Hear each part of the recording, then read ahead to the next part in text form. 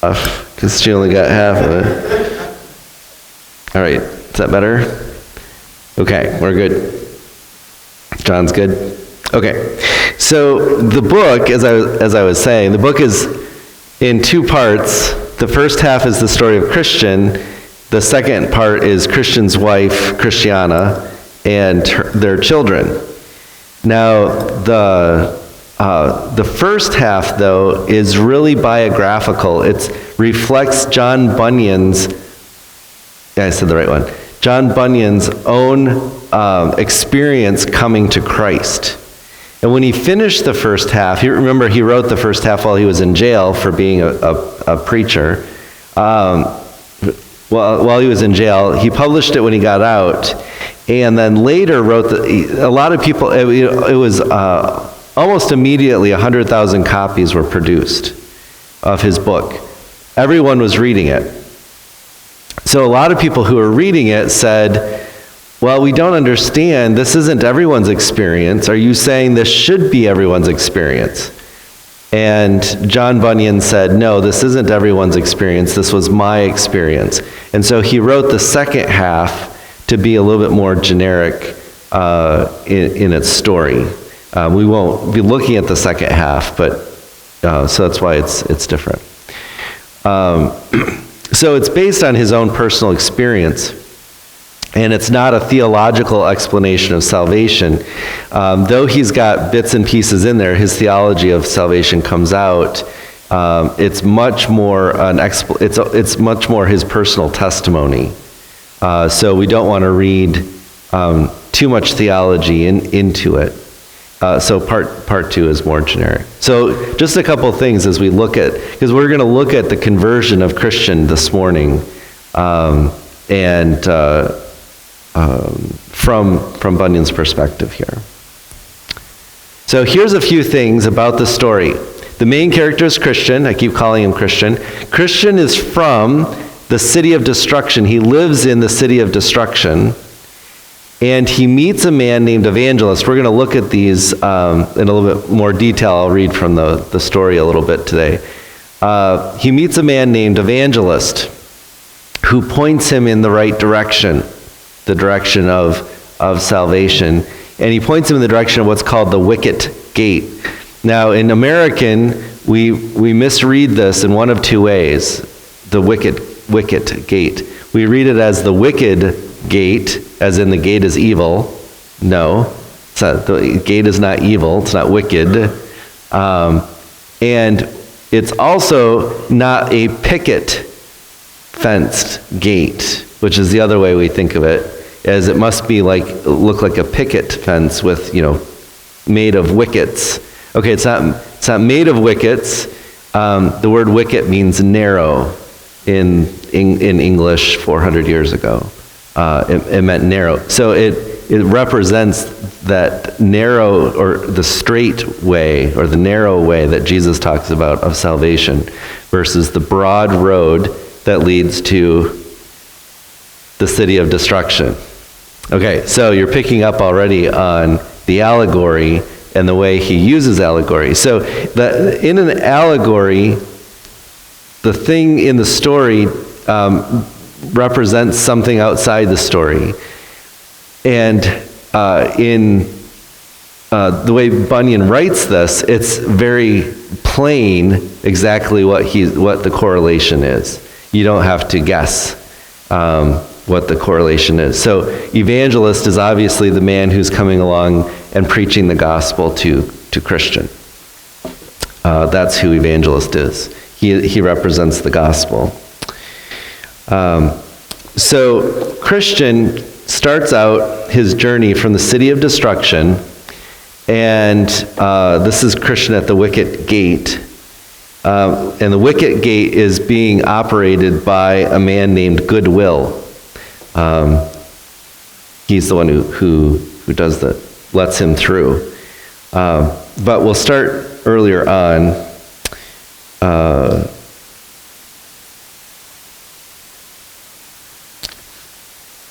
And I was also going to point out, Bunyan writes this as if he's dreaming.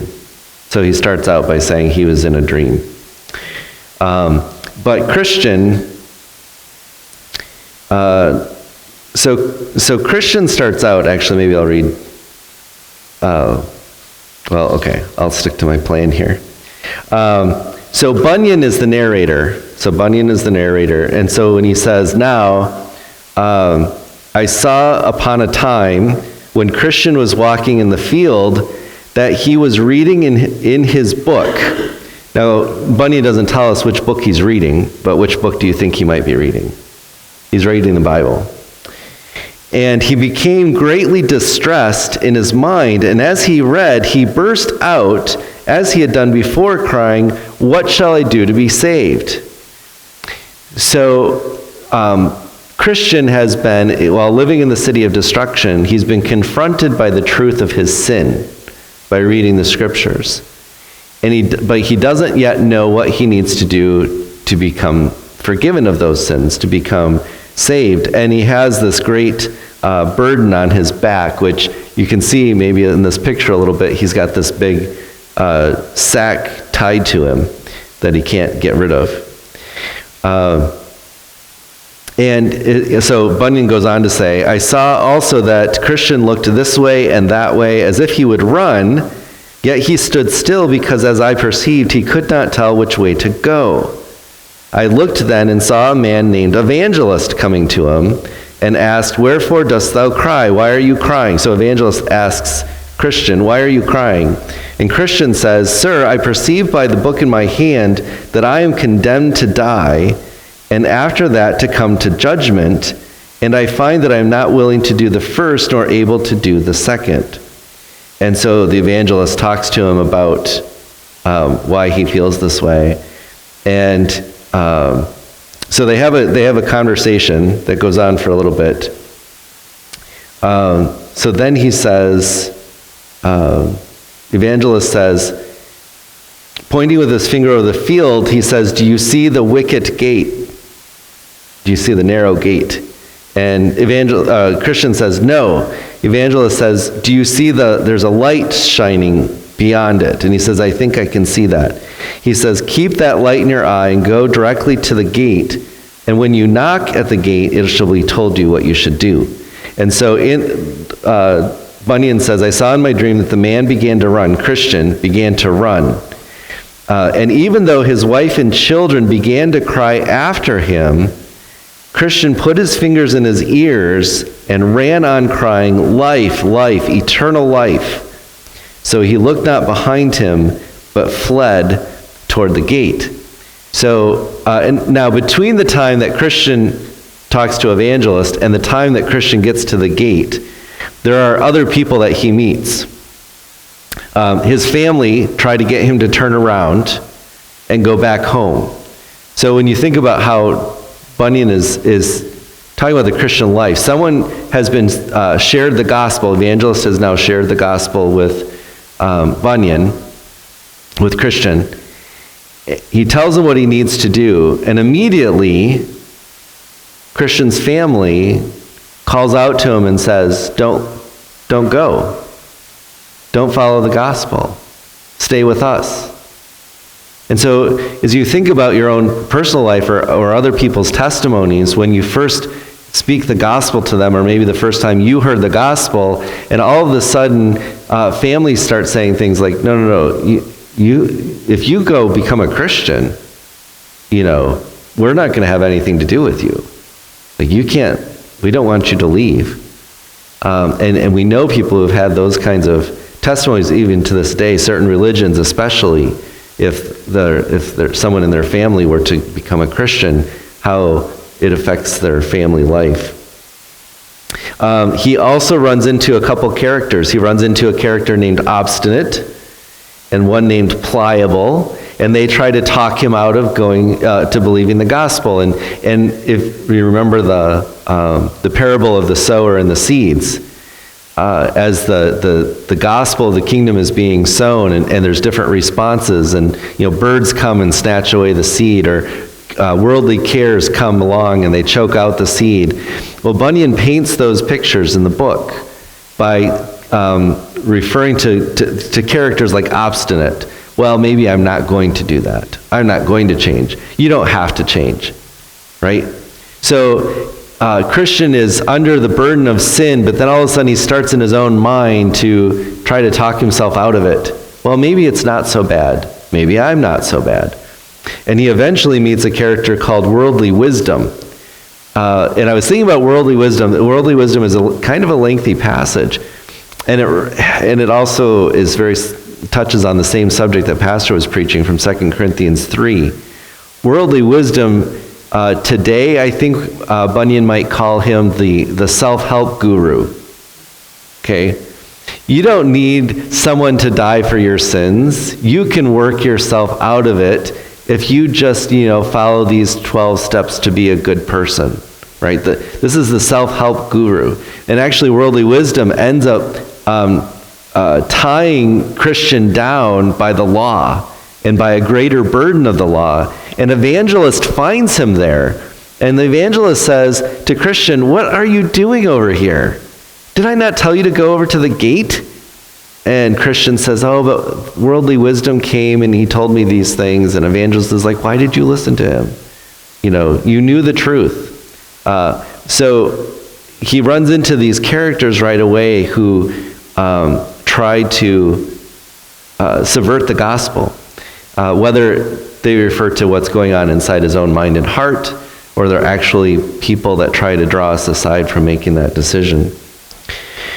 So Christian makes it to the wicket gate, and when he gets there, he meets Mr. Goodwill, and Mr. Goodwill interviews him about all kinds of things. When Christian gets to the gate, this is the part I wanted to read.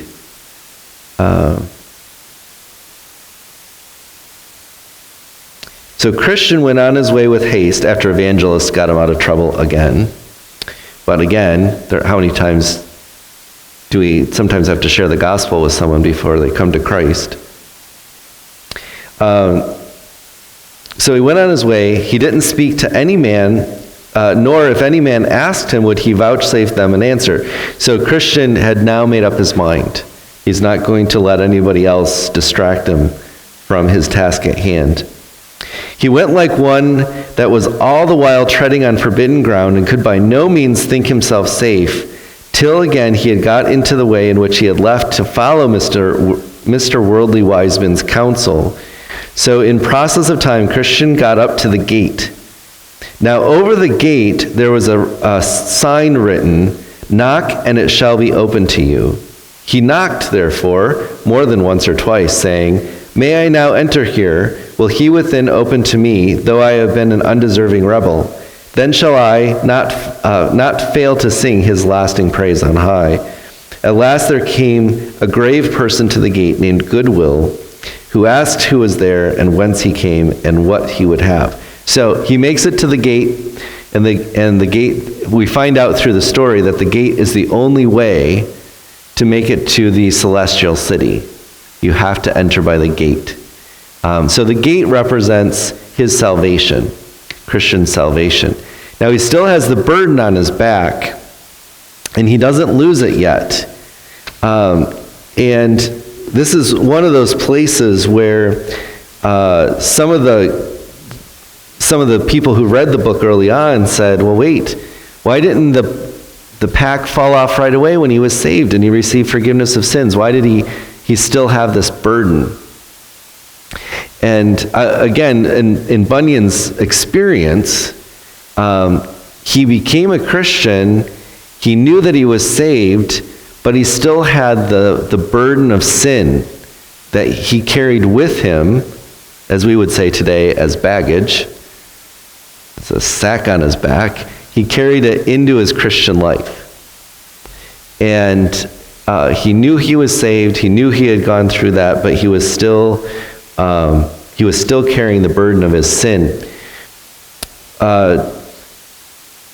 So eventually, he even asks. He asked Mr. Goodwill if he could take the burden off, and Mr. Goodwill says no. Mr. Goodwill says, "As to the burden, be content to bear it until you come to the place of deliverance, for there it will fall from thy back itself." So it will just roll off. You won't have to do anything. And so So Christian goes on his way with great joy as he left. Now he goes to the interpreter's house, which I'm going to skip over for now. I will come back to because it's a very lengthy portion, and it has a lot of interesting things in it as Bunyan was considering his own experience and what he understood as the theology being a pastor. So I'm going to skip over that. Okay, so let's get to the burden rolling away. So when he gets to a hill, he leaves the house of the interpreter, and he says, Bunyan says, I saw in my dream that the highway up which Christian was to go was fenced on either side with a wall, and the wall is called salvation. Up this way, therefore, did burdened Christian run, but not without great difficulty because of the load on his back. So Bunyan is clearly stating that Christian at the gate was saved, but he was still wrestling with his sin. And I mentioned last week about the struggle, the Puritan theology. So here, Puritan theology comes in a little bit. Where did the Puritans get their name? Do you remember? Why were they called Puritans? They wanted to purify the church. They wanted to purify the worship of the church. So back in the 1600s, when all the Reformations were going on, and they were going on in England as well, everyone started questioning, well, some people started questioning, if we need to purify the Roman Catholic Church, what all does that entail? And John Calvin, who was in Geneva, Switzerland, said it entails everything. Okay, so we raise it to the ground, and then we start building it up from the New Testament. What does the New Testament say we must do? And Puritans were following him. So they were primarily concerned with the purity of the worship.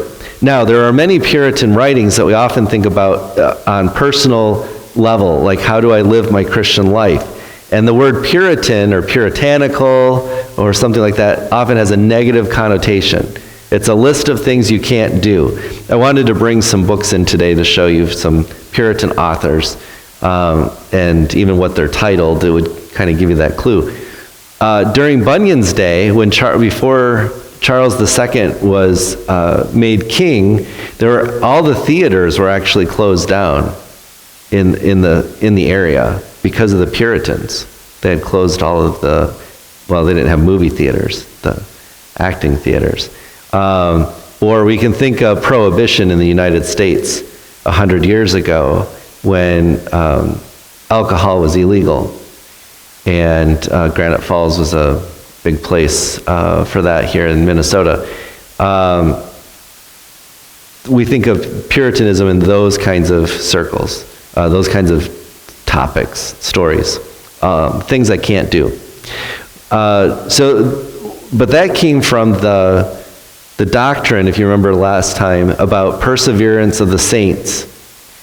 If God has chosen you to be saved, then you will, in your Christian life, be saved at the end of your life. You will remain saved through your whole life. But the doctrine also, as it's practiced by some people, means that anytime I sin, I have to doubt my salvation. And because Christians don't sin. So if I do, then maybe I'm not saved, and I have to doubt that. And so there's a lot of insecurity with a lot of doubting of one's salvation at the same time in the Puritans. So hence the emphasis on living a godly life. So you are constantly looking at your own life to make sure you are truly saved. So here, Bunyan is actually deviating away from the teaching of the Puritans.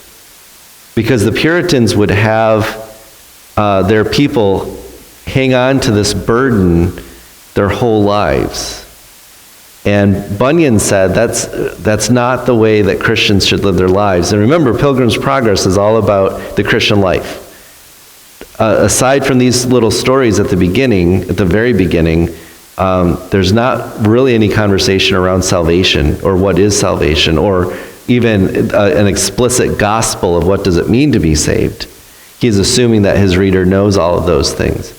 And his emphasis is on the Christian life. So to Puritans are like, yes, we bear the weight of sin in our bodies, and we carry it around, and this is how we live out the Christian life. Well, when we get to this story, Bunyan says, no, I don't think that that's the case. Okay, so back to the story. So Christian ran thus till he came to at a place somewhat ascending, starting to go up, and upon that place stood a cross, and a little below, in the bottom, a sepulcher. So this is actually from many of these drawings that I'm showing you are from Bunyan's own drawings, his own illustrations of the story. So Christian is there. The cross is up the hill a little ways. What you can't see in this picture is there's a sepulcher downhill from him, and it's open. So it's an open grave in a rock. And so as he approaches the cross, Christian realizes the freedom that he has in the grace of Christ, and his burden of sin falls off his back, rolls down the hill into the grave. Okay, so we have this is obviously the picture of the gospel, right? The death of Christ and the resurrection of Christ. But he can't go in and retrieve that pack. It's gone. It disappears. And Christian is free now from his burden of sin. So his burden loosed from off his shoulders, fell from his back, and began to tumble, and so continued to tumble till it came to the mouth of the sepulchre, where it fell in, and Bunyan says, I saw it no more, and Christian saw it no more. It was gone. Now, notice then how he describes Christian after this. He says, then was Christian glad and lightsome. Okay, so lightsome is an older English word. He was light of heart, right? He was skipping on his feet.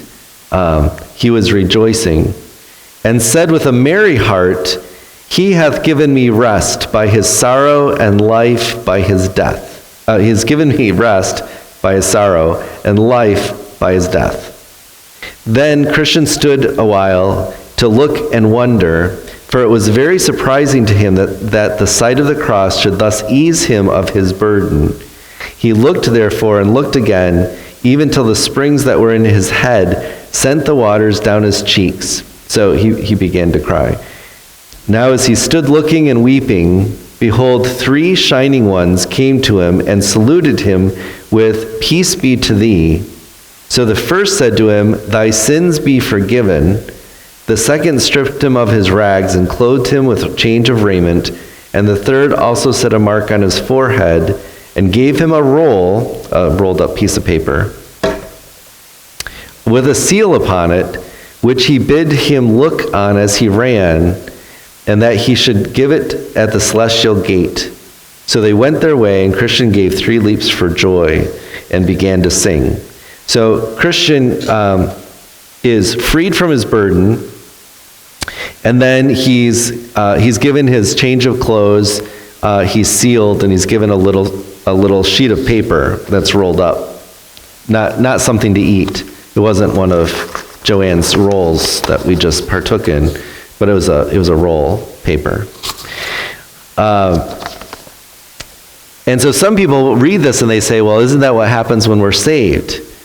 And John Bunyan is saying, yes, it is what happens when we're saved. So he's not saying that Christian is now saved here or saved a second time. What he's saying is this is what really should have happened back at the gate. But not everyone who comes to Christ has this experience immediately when they come to Christ. Now, some do, and some of us would say, as soon as I came to Christ, I knew the forgiveness of sins, and I knew experientially I could feel the joy and the lightheartedness and the true joy that we receive. But not everyone does. Some people, it takes a while for them to understand the full significance of what happened. And so that's what John Bunyan is saying here. We wouldn't take this as theologically strict treatise. But the roll of paper, he takes, basically is his assurance of salvation. And he takes the roll with him, and when he reads it from time to time, it just simply says, you're saved. You're saved by grace through faith, and not by your works. And when he gets to the celestial city to get into the gate, so when he gets to, talk to St. Peter, for example, that's his ticket in.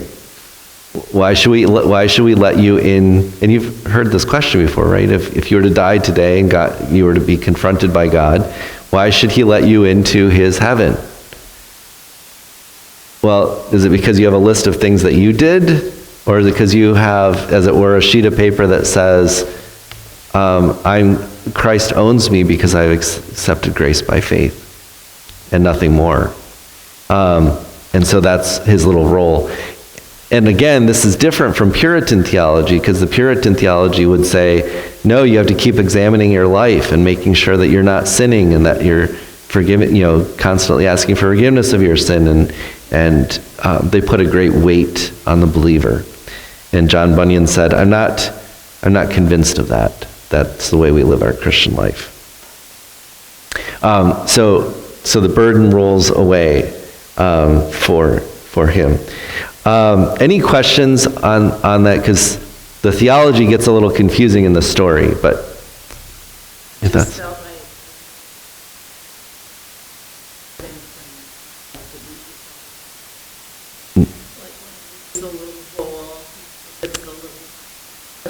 Salvation paper. Yep. Whatever he uses somewhere and back to try to I don't know. I just was like, wow. Yeah, so shortly after, this role is important to Christian. And not too many pages after this, he's on his journey, and he stops for a rest. And where he stops to rest, he takes it out and he reads it. But then he falls asleep, and the little piece of paper rolls out of his pocket, and it's laying next to him on the hill. And he wakes up and he realizes he overslept, and he takes off running again on his journey. And he gets so far down the road, and he goes to take out his little piece of paper again, and he can't find it. So Joanne was saying when she's reading that, it made her feel like he was lost his salvation because he lost a little piece of paper. Well, there were many times. And many times like that. But what Bunyan's pointing out is he wasn't losing his salvation, he was losing assurance of his salvation. And he refound his assurance of salvation not by self-examination to see if he was sinning, but by looking at the gospel and saying, what am I trusting in for my salvation? And so it's a little allegory of, sometimes in people's lives, some people struggle with assurance of salvation. And the question is, what do we point them to? Do we point them to their works in their life? That's what the Puritans were doing. Or do we say, what are you trusting in? And Bunyan was saying, what are you trusting in? And now, in the story, Christian has to be reminded of what he's trusting in the little piece of paper. So he's not saying that he's losing his salvation, but he is doubting his salvation.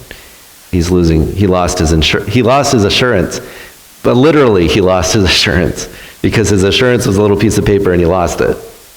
So that's how the allegory works. Yes.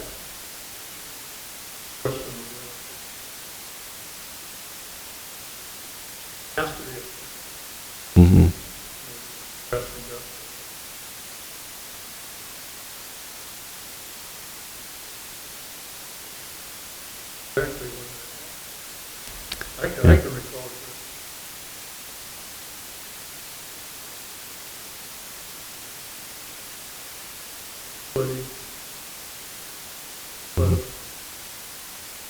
Right. Yeah, when we think about what Paul's saying is when we think about our own salvation experience, there is theologically and logically, there is a point in time in which we are not saved, and then there is a point in time in which we are. And when we put our faith in Christ for salvation, we are saved. Before Christian went through the wicket gate, he wasn't a Christian. After he went through the wicket gate, he was. Point in time. But in our own different experiences, we don't always know exactly when that point was when we look back in time. We don't always know. So for example, my mother says that when I was very little, I prayed a prayer with her, but I don't remember it. So was it genuine? Well, maybe it was, but I don't remember, so I don't know. Well, in 8th grade, we had evangelistic meetings that we went to, that friends invited us to.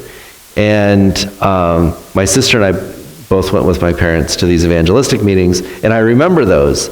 And I remember we had a Monday through Friday, or Sunday through Friday, and then the following Sunday. And on Saturday, I was home alone, and I was thinking about the messages that I had heard. And I think, well, maybe I had gotten saved then.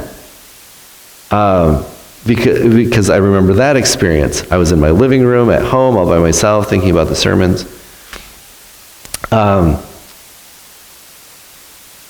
Then in high school, but then I look in high school, and part of it for me is when I look back at my life, I look at, well, I was a pretty rotten sinner when I was little.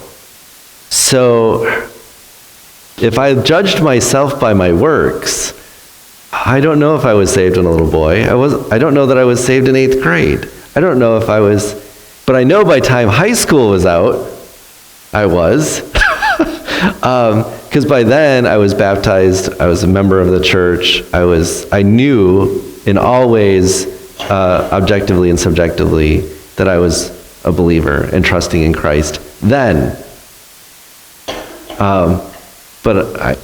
So I don't know. So it's really awkward when I have to give my testimony of salvation to join a Baptist church because which one do I choose? Because maybe it was 8th grade, but I carried the burden of sin for 3 more years, in high school, like Bunyan is saying. Maybe I was doing that. So it is different for different people, but you're right. At some point in time,